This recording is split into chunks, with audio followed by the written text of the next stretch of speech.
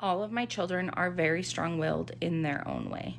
This can be really challenging as a parent, but it's also my favorite thing about them. Last night, my husband and I were talking about how my 7-year-old neurodivergent son has been picking on one of his sisters, and I'm gonna break down our thought process with things. My name's Lindsay. I'm a child therapist and mindful motherhood educator, and I'm one half of Mindful as a Mother. We had a really honest talk about the behavior pattern that we're seeing, how we've been responding to it and parenting it as parents, how it makes us feel to watch it, and how we feel like our own stuff is affecting how we are handling when our son is mean to our daughter.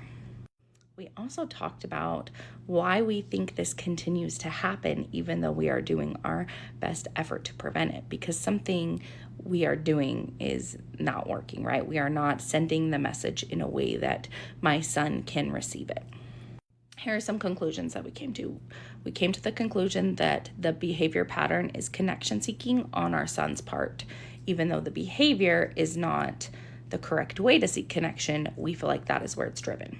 When we react from our emotional space, we accidentally reinforce the behavior. We talked a lot about how we feel like it's important for our daughter to see us correcting our son in the moment and standing up for her and supporting her feelings about that. But also, we don't want to inadvertently reinforce this behavior pattern.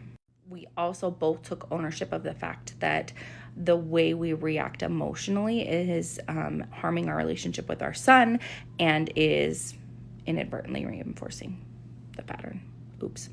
We both admitted that we get so frustrated that we go to yelling or to threatening consequences, and that's just not a great approach for my son or really any child, but especially my son does not respond well to that. He has a little bit of that PDA piece. We talked about our shared values, how we want to see this parented, and how we think our own shit is impacting it. When we ended the conversation, we started to watch Ted Lasso. It's my favorite show. And we both left feeling empowered and like we had a plan for how to handle the behavior if it came up again, and also how to support each other with handling the behavior. This is responsive parenting, especially for neurodivergent kiddos. It requires a lot of tweaking, adjusting, looking at yourself, looking at the patterns, especially when you have multiple kids. How can I support both kids best in this moment? And it requires a lot of self-reflection.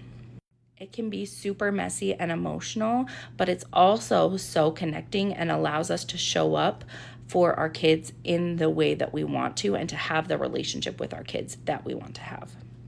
This just reminded me that you do not have to be a perfect parent to be a good responsive parent, and that neurodivergent kids do respond to responsive parenting if you continue to be aware, look at yourself and your own stuff, and tweak the approach. You are doing a great job.